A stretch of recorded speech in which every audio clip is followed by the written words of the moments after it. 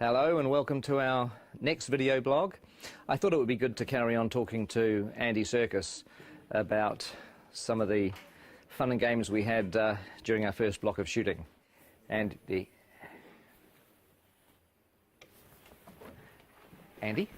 Where is he? Andy? What is this place? This isn't Wellington. Where am I? Isn't this where James Bond crashed his Aston Martin in 1964?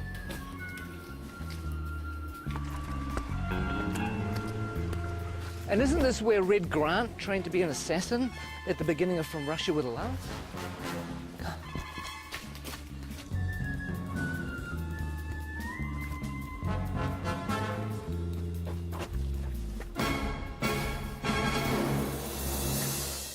You know what?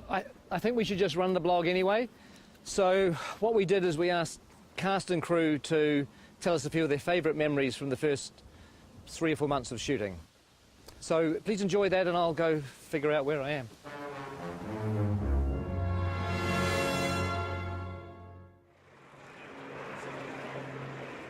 What are the things that stand out for you the most from the first block? I think for me my favourite stuff we've done so far has been Gollum's cave. Was that precious? The way that Pete did that scene, it felt like I was watching a play. It was sort of like you could just sit back and watch these amazing guys do their thing. Him and Martin together were fantastic. It was really cool.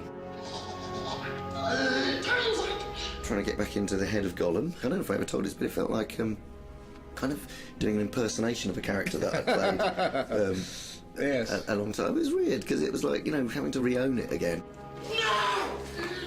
Yeah, it was pretty cool. It was a nice way of starting. I felt sorry for Martin because he was suddenly thrust into having to find the character of Bilbo and have to deal with you for a whole week, going at him the whole time. I mean, it must have been a bit intimidating. Pieces and splashes. That's a meaty mouthful. Yeah. It's going to be a good movie. Check it out.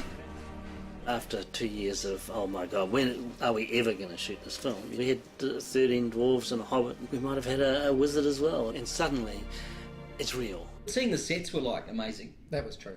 I mean, coming to Bag End for the first time and walking through. That was our first day, wasn't it? It was, first day on the job. That was amazing. Can you name them? Name the dwarves. Ori Dori Nori, Biffa Bobba, Biffa... Biffa Bobba Biffa, Ori Nori Nori. I can never remember. See, that's the problem. You can't even remember who they are. You have Philly and Kelly. There's Thorin, and there's Gloin, and there's Oin, and Dwalin and Balin, and there's Biffa, Boffer and Bomber, and then there are the three Dori, Nori and Ori. I think that's it, isn't it? I think so. 13 Dwarves is one of the reasons why I dreaded The Hobbit and why I really didn't think I was going to make it for such a long time. But the irony is it's turned out to be one of the joys of the film. Oh, my God.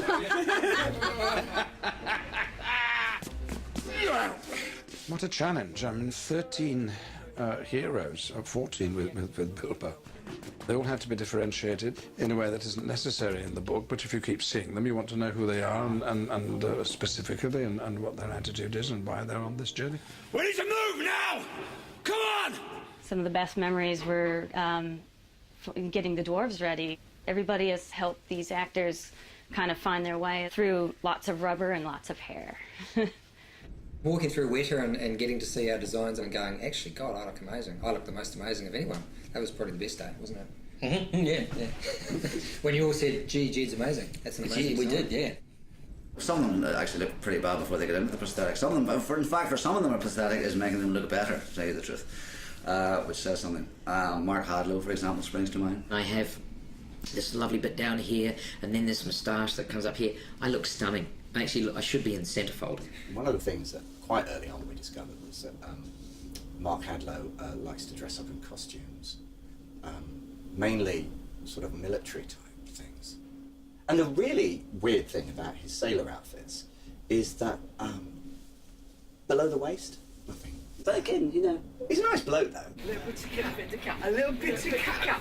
One of them doesn't have to wear a beard. Yeah, well, we are all very, very jealous of that. Actually, he is the Aidan Turner. He's the sexy dwarf. I don't even think he's got a beard, actually. Mainly because he's not old enough to grow one. He's the hot one, I suppose, if you like that kind of thing. But if you like knitted cardigans and knitted mittens, then I'm your fella. If there was a boy band in Middle Earth, he would be the leader of the Robbie Williams of the dwarf world. Whereas you'd be roadie, I think. Yeah, the roadie. Bond would be a roadie. I think when people see the beards are going to come back in big time. They are. Huge. Give us a kiss. Gelek Dashrudba. Gelek Dashrudba. We've all learnt a bit of the dwarf language, Kozdol, so we all have a kind of selection of words to fall back on, curses and battle cries. And when we speak Dwarvish to each other most of the time when we're all set. Okay, here goes. And Peter can guess what it is, and then I'll tell people. Caused Belcour. Caused Belcour. Caused Belcour. Peter? It means mighty dwarf.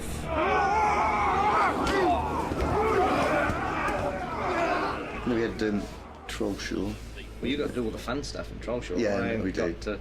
I had to shoot dialogue and things, and he got to do all the good fighting troll stuff. That is the great thing about the dwarves is that even though there's this comic element to some of the characters, not all of them, but some of them, when they fight, they really fight. We started with 3 months of intense training. We did stunt fighting, we did horse riding, we did the gym 4 times a week, we did dwarf movement intensely.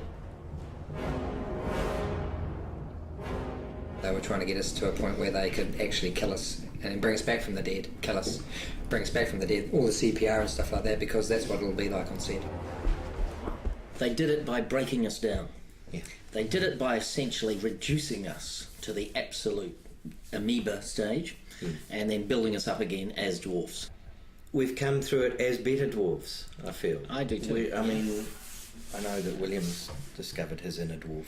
I have. No, we all have, actually. It's a frightening thing, but it's the job that had to be done. If I could say key moments in Block 1, arriving in Rivendell and meeting Elrond and dining at his table, it really feels like you're stepping into Middle-earth. There are some who would not deem it wise. What do you mean? You're not the only guardian to stand watch over Middle-earth. I remember it now, but later on. I love working with Hugo and Kate back in Rivendell again. That was fantastic. Hello. Welcome. I still can't quite get over being on set with Ian as Gandalf and then, Kate Blanchett with Galadriel and Hugo with Elrond, and you just feel like you step back into a movie again. It's kind of weird. Is this a new one? This is different. Yeah, different one. High points really, I think, was getting Kate Blanchett with a long train. Beautiful. Kate, that's beautiful. Yeah, that is. They're all going to want one. Just don't ask me to walk anywhere.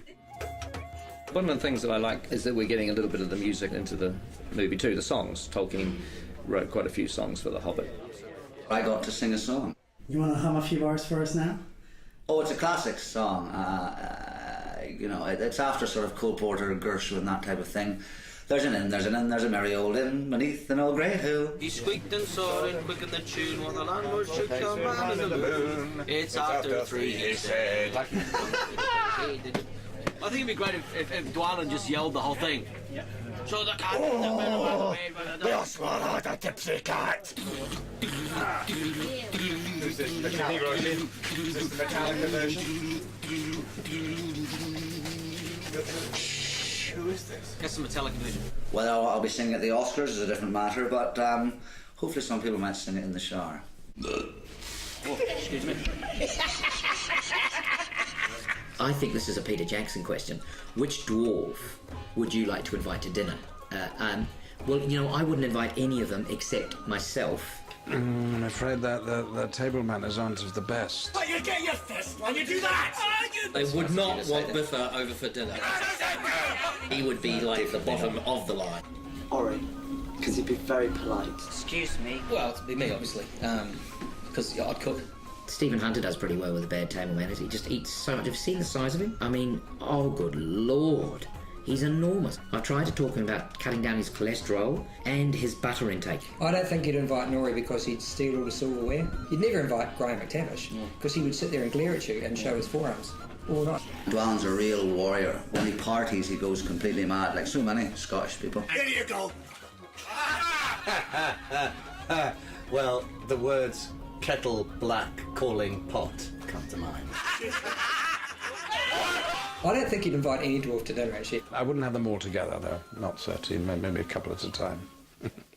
Special person to meet here, John Rhys Davies.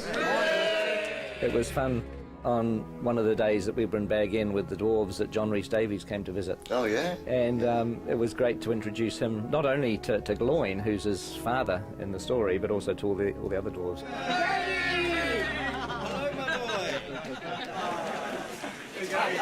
It's just like coming home to family.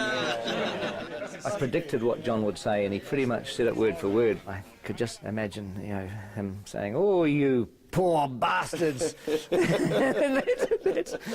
that's pretty much what he went on to say. You poor buggers. When he gets you running up the hill in full armour, you'll enjoy that. But you are going to be spectacular. And you'll be chased by women all around the world. but only if you're in costume and makeup. Okay. All right. We've been here since January the 13th. So what is that, 5 months? And we haven't even scratched the surface. Who are you doubling, Pete? I'm doubling Stanley Kubrick. One of the biggest moments was when we all put our gear on and we all stood together, sort of looking around at each other into the characters' faces. To stand in a circle and look at the guys that were going on the quest, I got a real tingle up my spine. Lovely, thank you, that's terrific. I think we can check the gate on that.